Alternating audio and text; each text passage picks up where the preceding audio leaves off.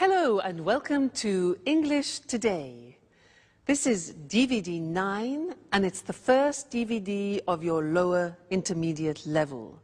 And in this DVD, we'll begin with another 3 episodes of our story, That's Life, followed by our special TV programs where there will be a debate about where to live, the city or the countryside. Then we'll learn how to make strawberry whip in the cooking section. Then in the grammar section, we will study how to use the English auxiliaries. We'll also look at how to ask for permission and express obligation using must and have to. You'll also learn some important phrases for talking on the telephone, okay? So, happy viewing.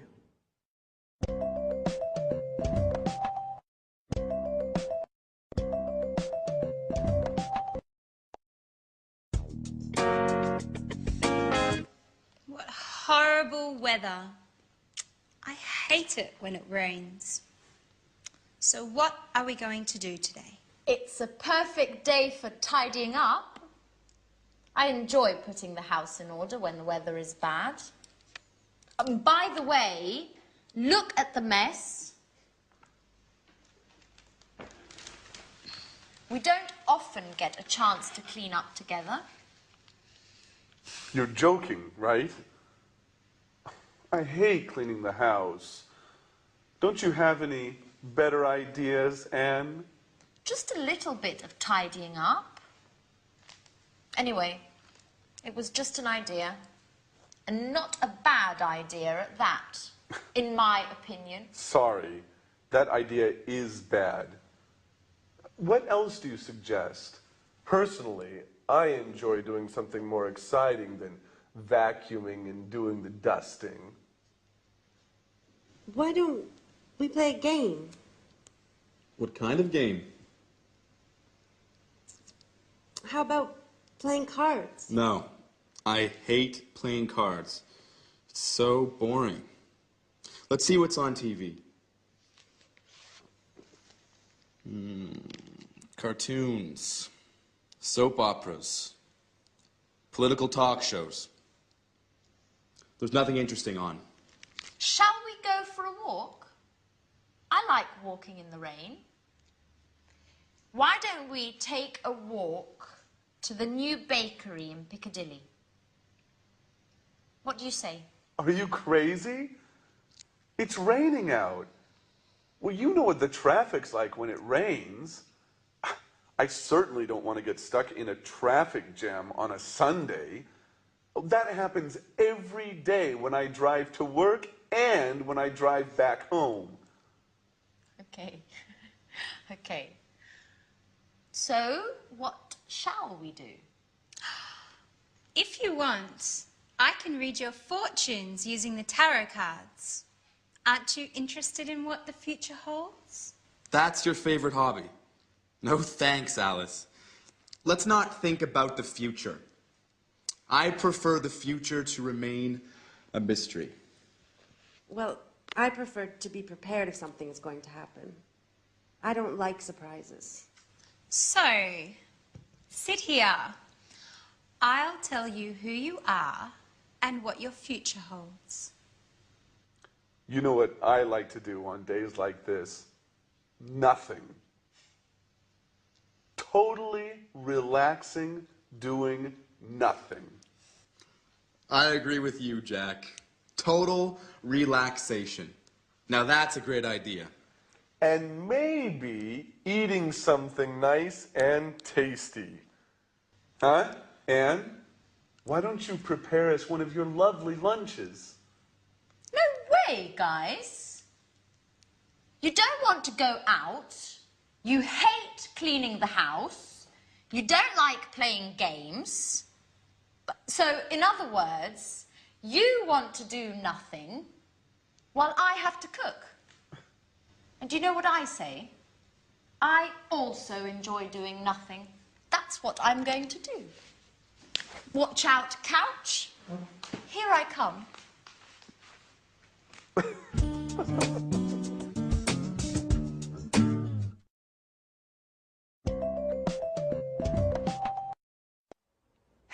Hello and welcome back to English Today, that live TV program where you can learn the English language.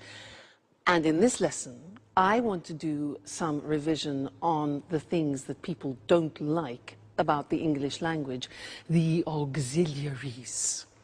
Now, the exercise is simple. We're going to look at some of the auxiliaries that we've learned up to now. What are they?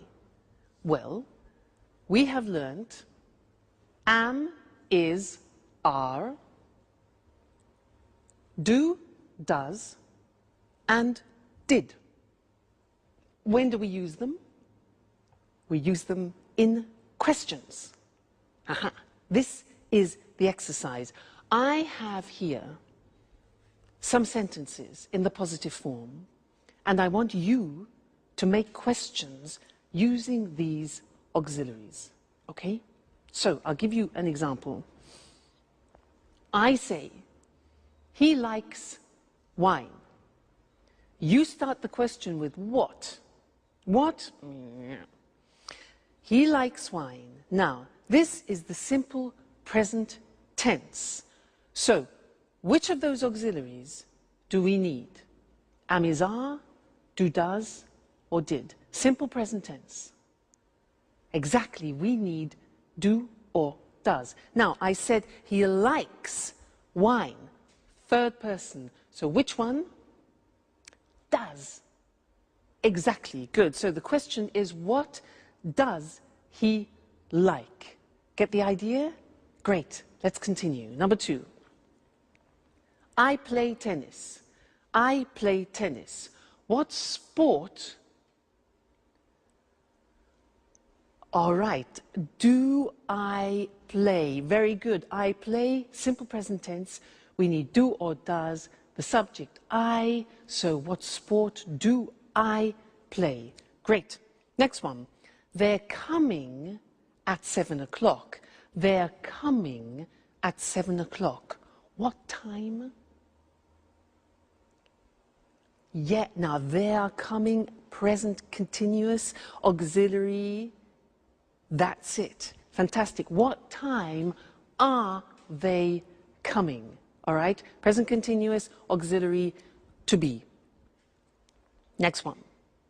She went to the cinema yesterday. She went to the cinema. Where? All right. Simple past tense. What do we need? We need did. So where did she go? Excellent. Very good. You see? Getting better. Next one. We had an ice cream after dinner. We had an ice cream after dinner. What had we? Simple past. Did. That's it. What did we have? Remember, the verb have always takes an auxiliary. So what did we have? Great. Next one. She's painting the front door. She's painting the front door. Which tense? Present continuous. So what, third person, is she painting? Very good. Next one. I was at home on Saturday. This is difficult. I was at home. Remember that the verb to be is an exception. I was is the past tense of the verb to be, and it doesn't take an auxiliary. So we don't need an auxiliary. The question is, where were you? That's difficult. Where were you? The verb to be, no auxiliary. Okay? They work in Paris. What's the tense? Simple present. Good. Where do they work? Excellent. And the last one, I'm living in Florence. I'm living in Florence. Where are you living? Fantastic. You're getting better all the time. You see, it's just a question of practice. So now let's look at the screen and see those written just to remind you once more, okay? So, He likes wine. What does he like? I play tennis.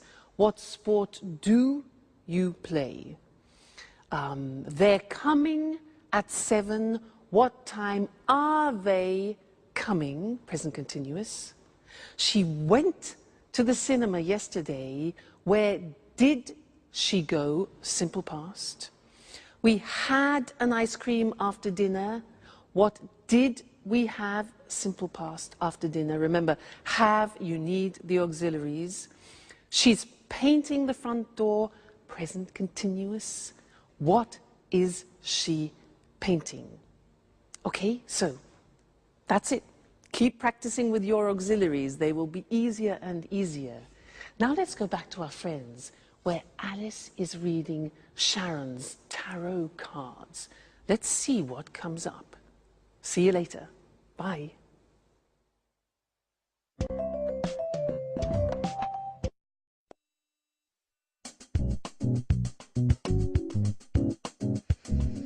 Yeah, I see. You are very shy and sweet-tempered, yet you are somewhat moody, and sometimes it seems you prefer to stay by yourself. Yeah, that's right. Sometimes I enjoy solitude. Just me and my thoughts. Yes, indeed. I see that you are worried about something, but that's not clear. I think it has something to do with a boy, or maybe it has something to do with your job. Yes, maybe you are going to get a new job. Wow. Definitely I like the second option. It's much better. But I don't know. Actually, this card means that love troubles are on their way. Sorry, Peter, but I see the shadow of another boy in your Sharon's heart. Don't be silly, Alice. Tell me more about this job instead. Okay, if you like. So you are very careful in your work, even if it seems you don't like it that much. Yeah, that's right. I like doing things right. If I can't work well, I prefer doing nothing at all. What's more, I'm very punctual. I hate being late. Yes, and you are also very modest. Thanks, Alice. Well, actually, I can't stand people who show off. They make me uneasy. Your tarot cards seem to know me very well. Well, you know, tarot cards never lie. That's why I want to investigate more about this mysterious boy. Come on, darling, they're not always right, are they? Yes, they are. I swear it. They always tell the truth. Oh, come on, girls. Stop it. How can you spend the whole afternoon talking nonsense? Why don't we do something more interesting? Why don't we all stop doing nothing and go out? Look, it has just stopped raining. How about strolling in the park? Yeah, that's a great idea. Let's go.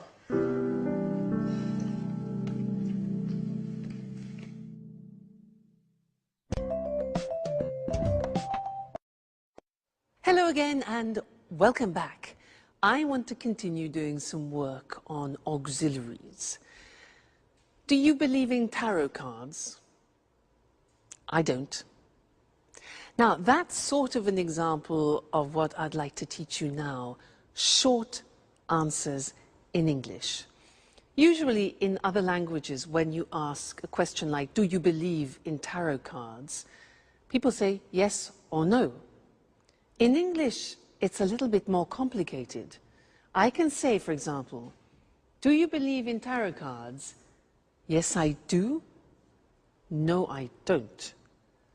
So we take the auxiliary and we repeat it in the positive or the negative. So that's really quite strange. Other languages don't do that. As it's complicated, I want to go to the screen now and we can look at it written. It'll be easier for you. Very common. You'll hear it all the time. So, look at the example. Does he like wine? Instead of just saying yes or no, we take the auxiliary of the question and we say, yes, he does, or no, he doesn't. You see that? We repeat the auxiliary. Very unusual. Do you play tennis? Do is the auxiliary. Yes, I do. No, I don't. The negative, all right? So we always take the auxiliary of the question. Next one. Are they coming at 7 o'clock? We've changed tense. It's the present continuous, the auxiliary to be. So yes, they are, or no, they aren't. Are they coming at 7 o'clock? Yes, they are. No, they aren't. Next. Did she go to the cinema yesterday? Did, simple past. Repeat. Yes, she did. No, she didn't. Okay? Next one. Did you have an ice cream after dinner? Yes, we did. No, we didn't. Is she painting the front door? Is. Yes, she is. No, she isn't. Were you at home on Saturday? Now listen to this. Yes, I was. You take the verb to be and you put it in the correct form. So were you? Yes, I was. No, I wasn't. Okay? Is she in the bathroom? Is. Yes, she is. No, she isn't. Do they work in Paris? Yes, they do. No, they don't. Are you living in Florence? Yes, I am. Verb to be, are you? Yes, I am. No, I'm not. So you see, it's really quite unusual, isn't it? And it's not easy. It's not a spontaneous thing. You have to practice. So, do you understand? Yes, I do. No, I don't. All right, so those are your short answers. Have some fun with them. Keep practicing them. And I'll see you in our next lesson. Okay, bye.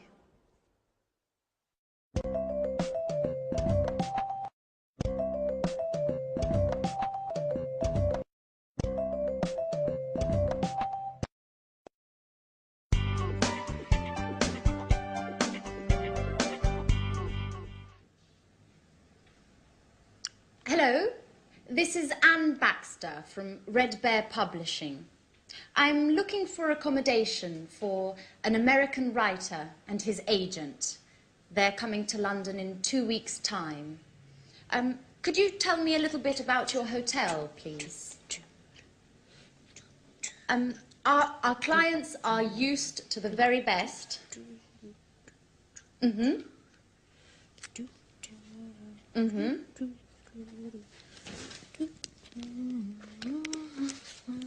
And do you also have a swimming pool? A sauna? Great. And as far as entertainment is concerned, do you have a lounge with live music?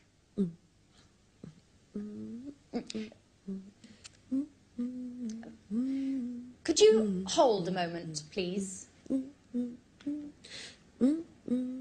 Sharon, stop humming, please.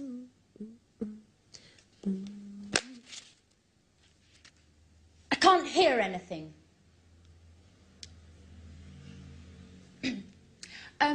Okay, well, thank you very much for your help. I'll let you know as soon as possible. Right. Goodbye.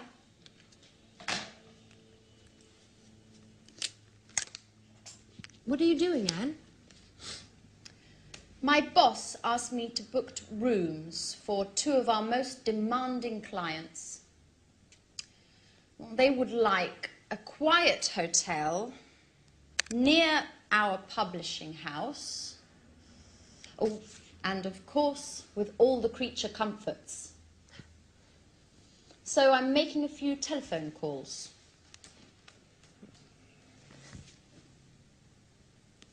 And listen to this song for a moment. It's Ray Charles's last recording. It's fantastic. I've got a lot to do, Sharon.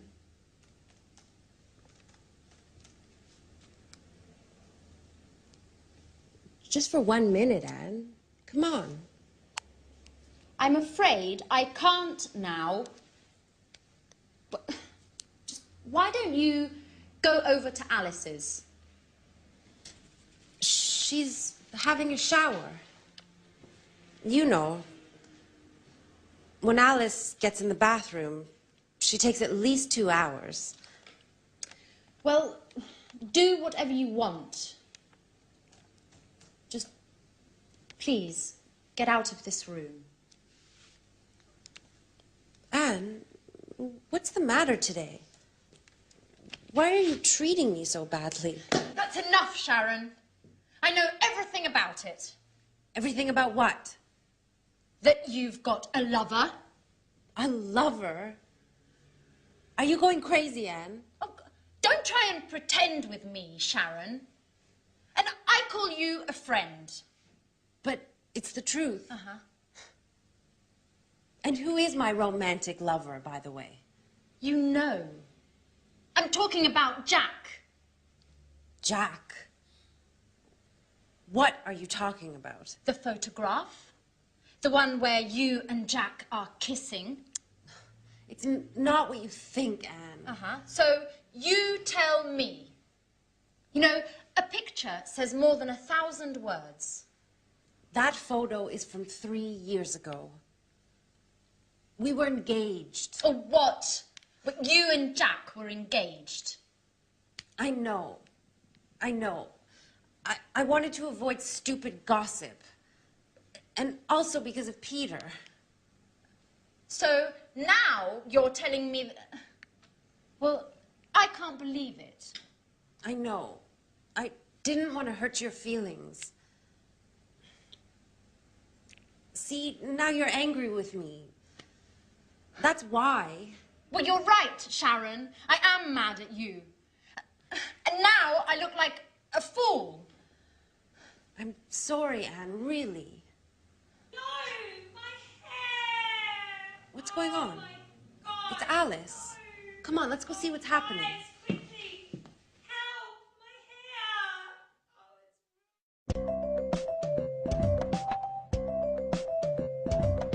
hair! Hello again and welcome back to English Today. Did you see that last episode of That's Life? Poor Anne. Well, sometimes the truth is difficult to hear, isn't it? Yeah. Oh, sorry. Sorry, I forgot to turn my phone off. This live television program. Just one moment. Hello? This is Louise speaking. Pablo, I'm afraid he's not here at the moment. Yes. Well, just one moment. I'll try and find out. Okay. Put it on hold.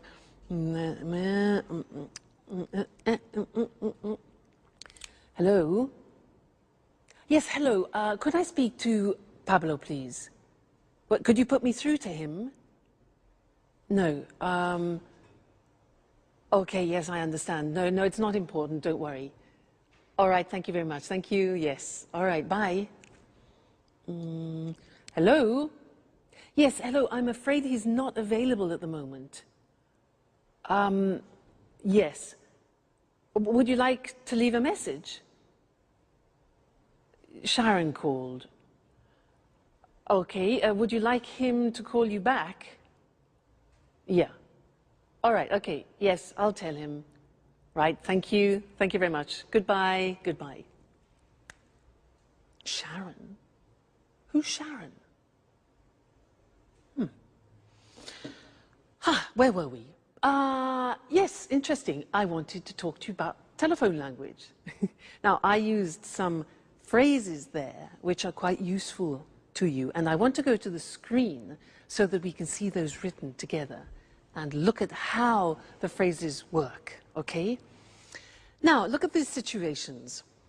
When you don't understand someone on the telephone, what do you say?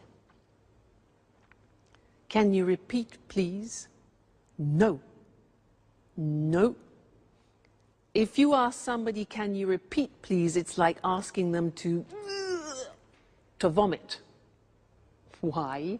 Because there is a small word missing, a very important one.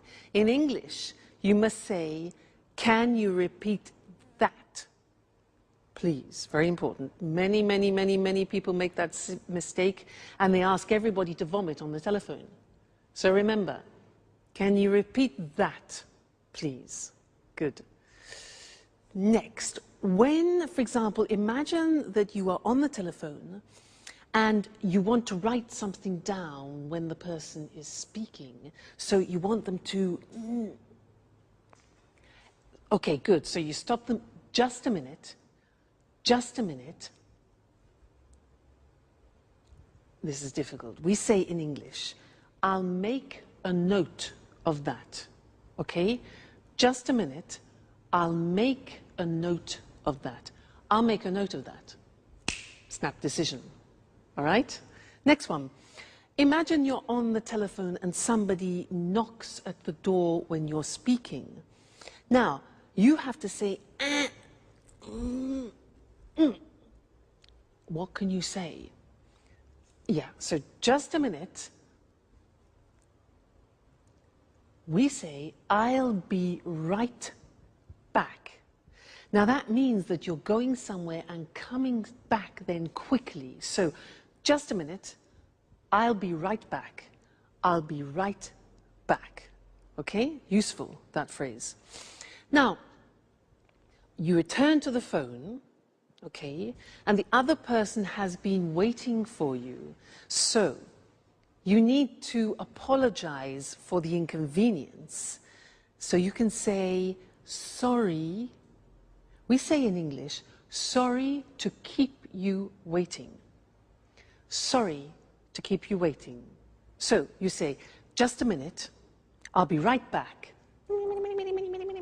Music, and you say, sorry to keep you waiting. All right? Great. Next thing. You're speaking to somebody and suddenly the other person disappears. Because, disappears. Now, how do you say that? In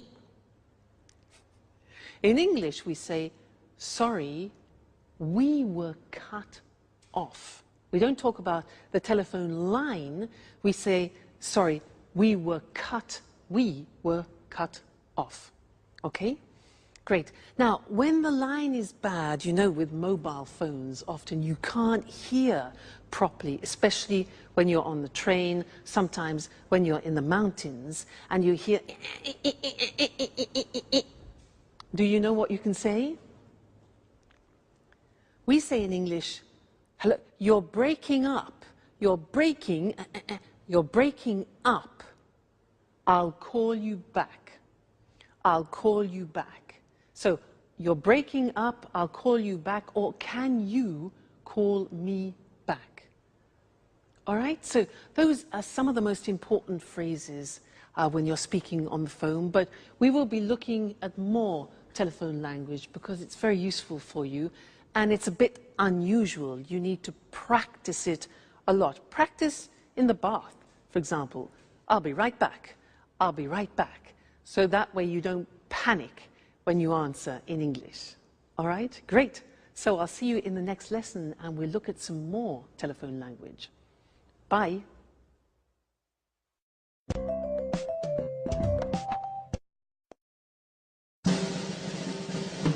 What's happening? Alice, why are you screaming? My hair! Look!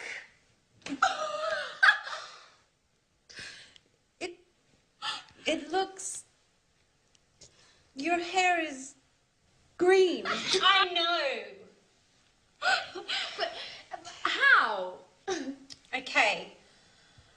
imagine this.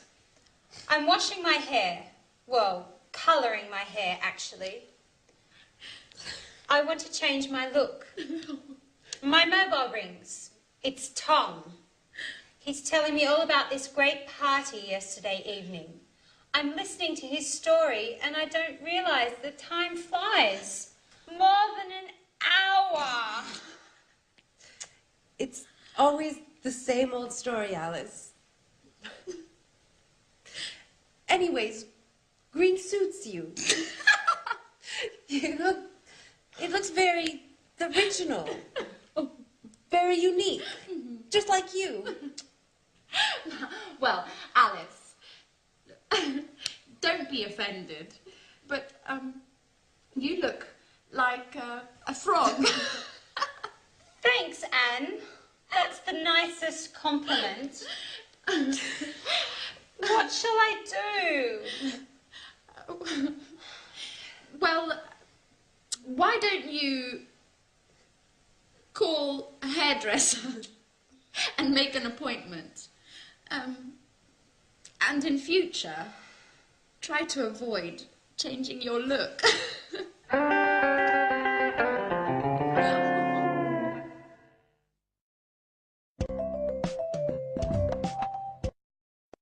Hello again and welcome back to your live TV program where you learn English.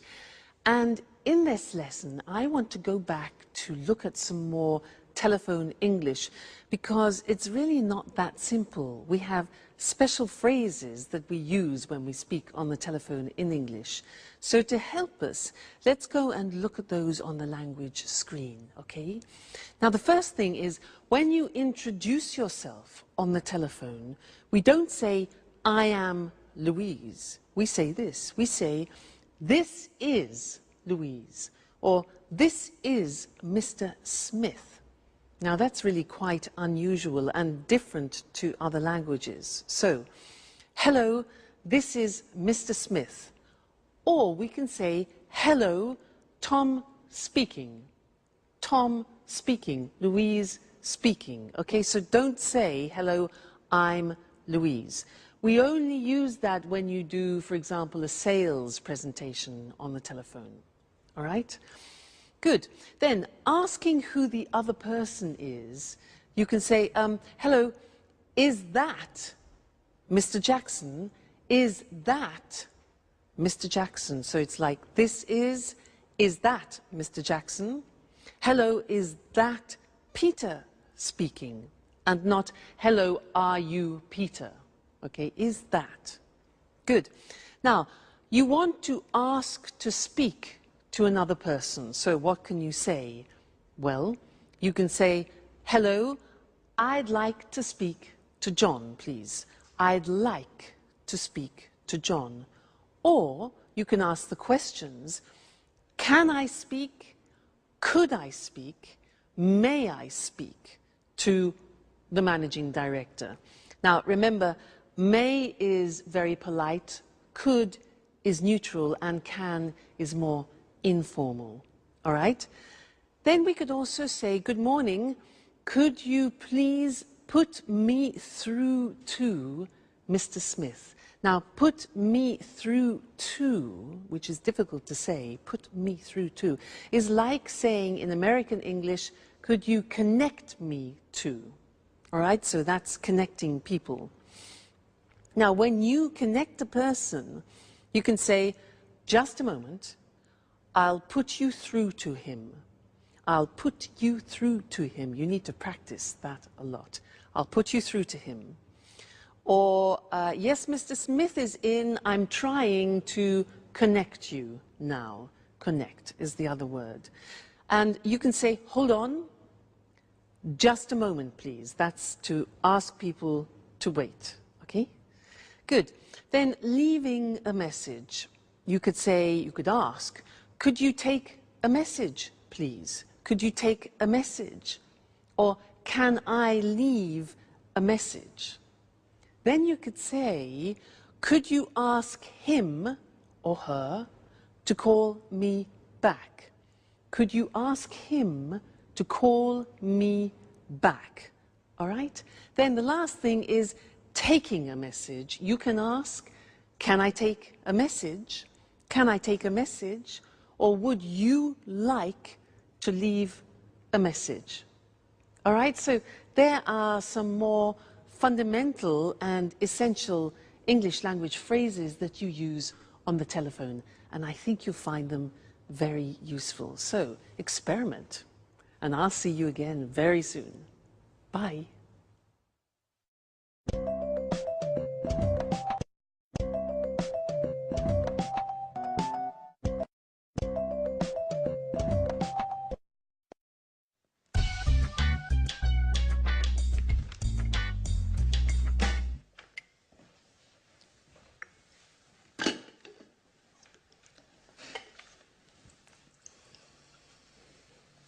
Good morning, everybody.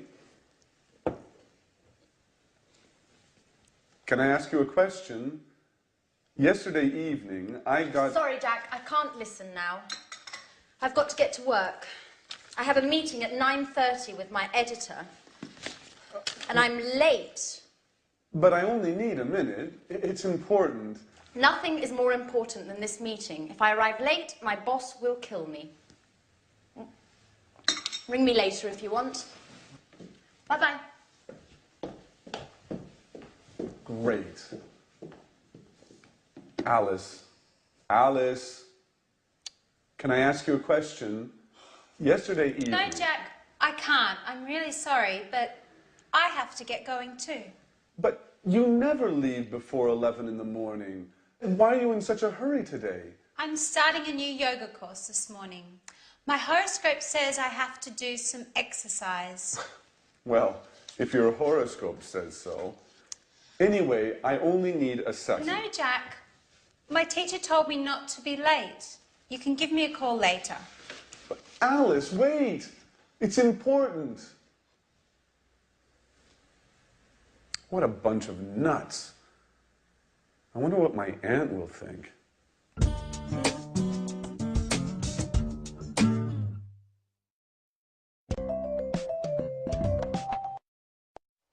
Hi again.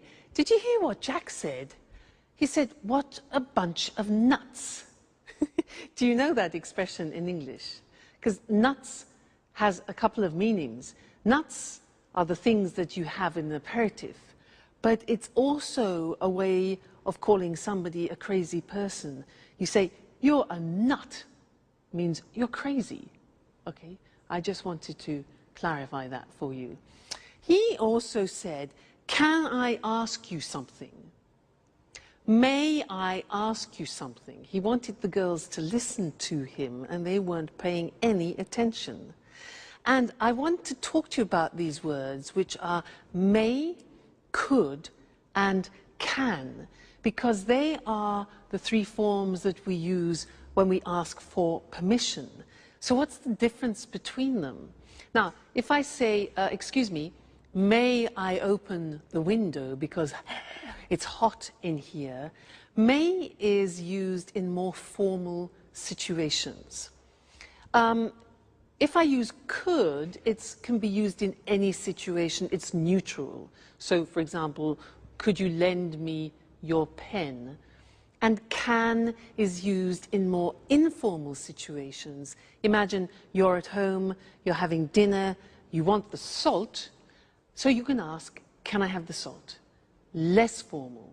So let's go to the screen and see those written, see the differences. We talked about it already, actually, when we looked at telephone conversations. So, formal situations, may I, and we can also say, may we. May I, may we. May I ask you a question? May I offer you something? And may I have this dance? So remember, may for formal situations, it's very polite, okay? Then could for neutral situations, which means you can use it in any situation, really. Could I use your phone, please? Could I change the appointment? And could we meet later? All right, so very useful verb. It's good in all situations. And then can you pass me the salt? Please, more informal with your friends, your family, people you know well. Can I have some wine, please? And can I borrow the car tonight? So, those are the examples, all right? May, could, and can. So, remember, depending on who you are talking to, make that choice. May, could, or can. Let's go back to that life. The girls are exhausted, and Jack has a surprise for them. Let's see what it is. Bye.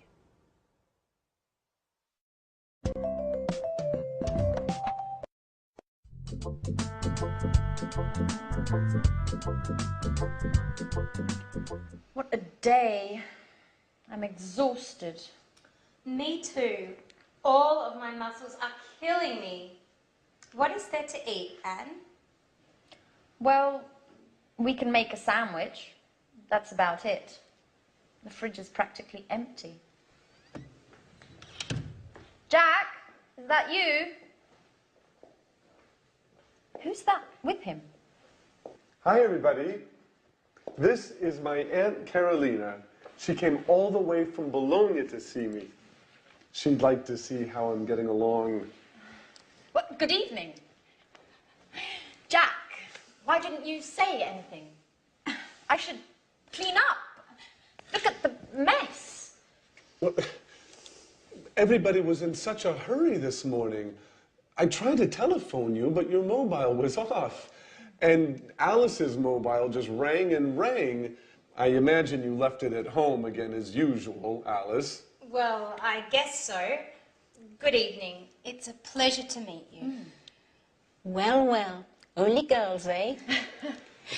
So, you are Alice. Alice, the interesting one of the house. And you are Anne, the housekeeper. Please, Aunt Carolina. So that's how you describe us. Come on, Aunt Carolina is only joking, right? And this is the wonderful house. Well, yes. But it's usually tidy. It's still very charming. Thank you. May I offer you something? Would you like to have a glass of wine, maybe? Yes, thank you, I would. Alice, could you get a bottle of wine, please? There isn't any wine. And there isn't any wine. There isn't any beer. We have to do the shopping. Oh, well, I'm terribly sorry.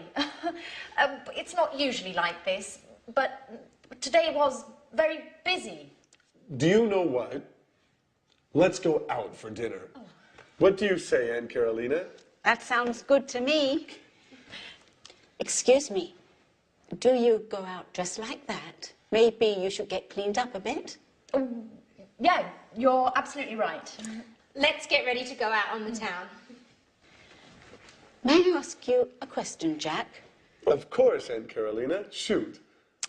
Do you really think it's such a good idea to live together with all these women?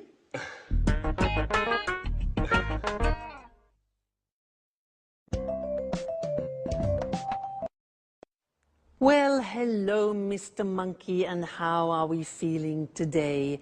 Let's check the thermometer. I know you're not well. Let's have a look. Good. Yes, the temperature has gone down. That's good news. Now, Mr. Monkey, you don't have to stay in bed any longer, okay, because your temperature has gone down, but you can't go out monkeying, not yet. You must stay indoors for another 3 days because you're not strong enough to go out yet, all right? You mustn't be too energetic. You can have relaxing baths and you can eat whatever you want, but you mustn't have any alcohol, okay, because you haven't finished your antibiotics and it could have a disastrous effect on you, all right? So you must finish your cycle of tablets. Now, let's see what else. Oh, yes, and you must drink a lot of water, maybe 5 liters a day, if you can manage that, okay? good. So, oh, and you don't have to pay me until you're better, okay, Mr. Monkey? So, take very good care of yourself, and I will come back tomorrow and check on your condition again, okay? So, goodbye, Mr. Monkey. See you tomorrow. I became a nurse to show you other ways of using modal verbs. Now, so far we have studied can, could, and may. And these are verbs which help to change the meaning of the verb which comes after. They're called modal verbs. And here we were using verbs of obligation. Very interesting. Let's look at the screen and see those. Now, let's first go back to permission. Remember, we talked about can is a form of expressing permission, and I was giving him permission to do things. For example, you can eat whatever you want, you can go for walks, and you can't, however, that's not giving permission, you can't go monkeying or you can't go to work, all right? Then I talked about obligation, and this is very interesting. I used the verb must. Must followed by an infinitive without to. So, for example, you must finish the tablets, you must relax, you must stay at home for 3 days, and you must look after yourself. Now, that in English is how you express obligation, something which is you are obliged, forced to do, all right? It's a strong verb in English. Now, the opposite, mustn't, means prohibition. If you do that, okay? So, very strong verb. You mustn't drink alcohol. You mustn't do anything energetic. And you mustn't jump about, all right? So, must and mustn't. Must, obligation, mustn't, prohibition. Then I said something else. I said, you don't have to stay in bed. Now that's very interesting because that's optional obligation. And it's the same as saying you don't need to stay in bed. You don't have to stay in bed. It's optional. Or you don't have to stay indoors. I also said, you don't have to pay me. It means it's not necessary. So that's optional obligation with have to. So that's an important lesson. Must, mustn't, and have to as different ways of expressing obligation. Great. So now you have to study more English. You must read and watch your English lessons, okay? And I must see you again next time. Okay then, goodbye.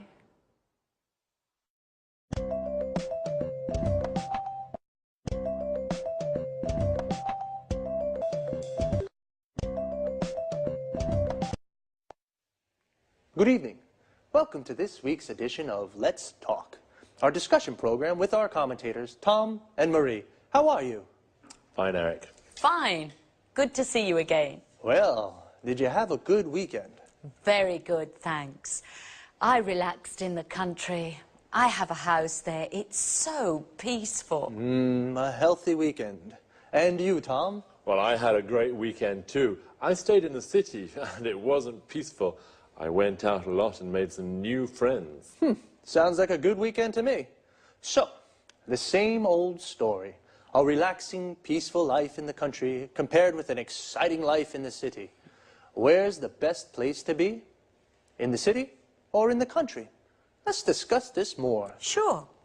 I'll convince you that gardening's more interesting than the pollution and chaos of the city. Well, I'm not so sure about that. Last weekend, I went to the cinema, a rock concert, and 2 parties. Gardening isn't for me. Really? Your weekend certainly wasn't relaxing. Don't you feel tired? Well, maybe a little, yes, but I love city life. The city offers so many things. It's fantastic. I don't agree with you. Life in the city is too stressful. You rush around all day long. And then there's the traffic and finding a parking space. Walking in the woods is far better than being stuck in traffic jams. I'm really thinking of moving to the country. Well, I don't think I could ever live in the country. I'd die of boredom. It would be a problem for my work, too. You're wrong, Tom. You can work from home. A friend of mine does this. He works from home. He uses the internet for email and virtual meetings. He goes to the office in the city 2 or 3 times a month. He's got 3 children, and life in the country is great for the family. And he loves gardening too. And gardening is difficult in the city, isn't it? Sure, but country life is so isolating. You don't meet new people. Well, okay, the city is more polluted, more stressful, but country life is so boring. I like meeting new people, making new friends, and in the city it's easy to meet new people. I'm not so sure about that. Whenever I'm in the country, lots of my friends come to visit me. They all complain about the stress of city life, and they really enjoy the peace and quiet of the country. I'm sure that sooner or later, you'll arrive too. Let's bet on it. But if I do come, I'll bring a few friends and maybe we'll have a party. Okay, I'll be waiting for you. Of course, you're invited too, Eric. Oh, thanks, Marie. Okay, this is a good compromise. A less stressful weekend for Tom and a more exciting one for Marie. Well, the city or the country? I think it's difficult to say where it's best to live. It depends upon your taste. The country life is more relaxing, whereas the city life is more exciting. Well, time to say goodbye. Goodbye, Marie, and goodbye, Tom. Goodbye, Eric. Goodbye, Eric. And goodbye to you. And see you again next time on Let's Talk.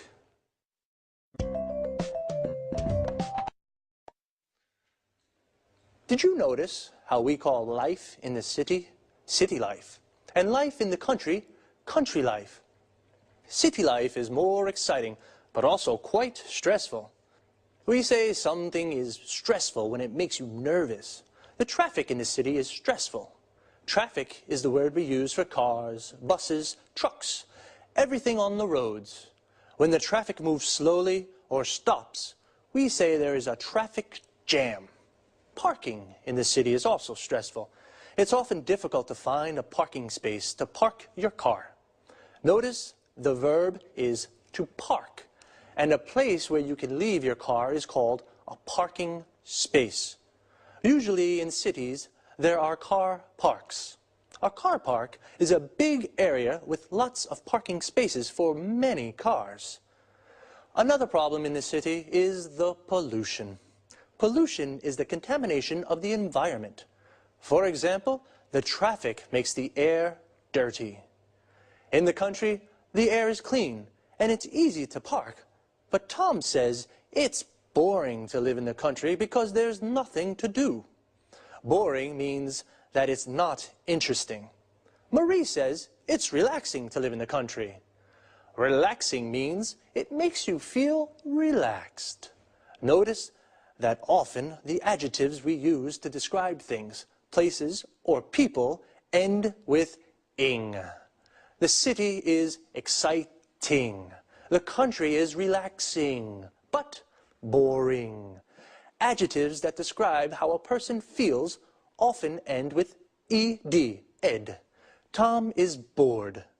In the country, Marie is relaxed. In the country, and stressed. In the city. Marie said that the city, you rush around all day. Rush around means to go everywhere and do everything very quickly. But in the country, you can go for walks in the woods and do the gardening. A wood is an area with lots of trees. The gardening is the work you do in your garden, like watering the plants or cutting the grass. Well, see you.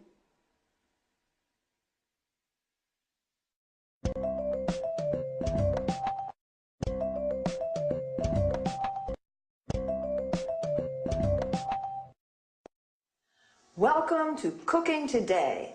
Today I'd like to introduce you to a very special guest, Lisa French. She's the popular author of the bestseller, A PhD in Homemaking. Lisa, thank you so much for inviting us into your home. It's my pleasure. If you're wondering what to make for lunch, if you have to prepare a last-minute dinner, then Lisa's the person to ask for help. Listen, Lisa, I'm having a dinner on Saturday. Could you give me a tip on a quick and tasty dessert? Of course. You can prepare an easy-to-make dish with fresh strawberries. The strawberry season only lasts a few weeks, so it's worthwhile making the best of in-season berries. And it can be made in a jiffy. Oh, strawberries. I absolutely go mad about strawberries. So let's get started. Just the idea of strawberries makes my mouth water. First, wash, drain and hull strawberries for 4 servings. Then, mash them to a pulp. All of them? No, you have to put aside some good ones for decoration. Okay, then what? Next, whip about half a pint of cream. Then whisk 2 egg whites stiffly and fold into the cream.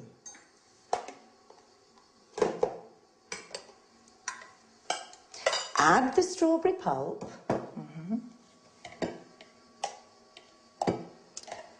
and stir in 2 tablespoons of caster sugar.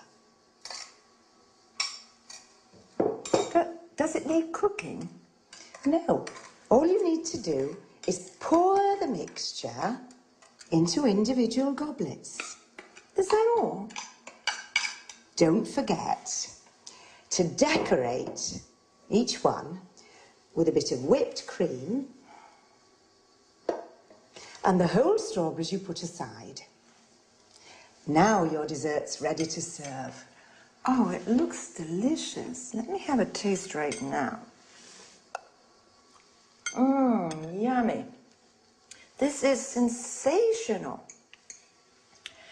If any of you have a request regarding homemaking, then please contact us at our studio, 800-332211, or send an email to cookingtoday@homemakingtv.com. Thank you, Lisa. We have so much to learn from you. Thank you for coming.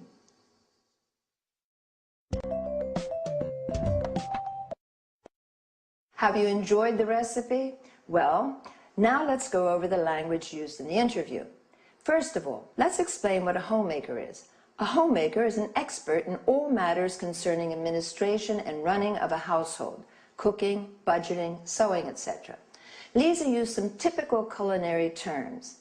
Drain means eliminating excess water from food after washing or boiling. You drain pasta, vegetables, and so on.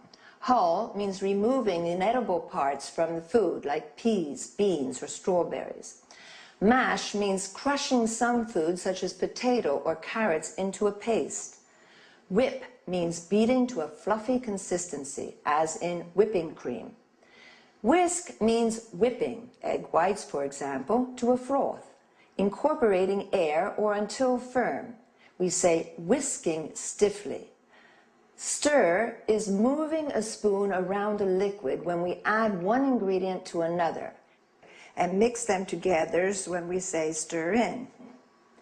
Fold in means blending other ingredients to a whipped mixture, stirring gently. Pour means adding a liquid into a mixture or serving tea, coffee, water. Lisa also mentioned a goblet, which is a small cup with stem to serve fruit salad or ice cream. A pint, which is a unit of liquid measure equivalent to 568 milliliters, a UK pint, or 550 milliliters, a US pint. A tablespoon is also used as a unit of measure. In order to express appreciation about food, we say tasty, delicious, yummy, mouth-watering. Lisa said in-season berries to mean fresh fruit. Otherwise, we say out of season, not to be confused with the word seasoning, which means adding salt, pepper, and other spices to food. A berry is a small fruit, such as a strawberry, blackberry, raspberry, blueberry. Another useful term is serving. You can also say helping. It refers to individual portions of food. Well, I hope you've had a good time, and I'll see you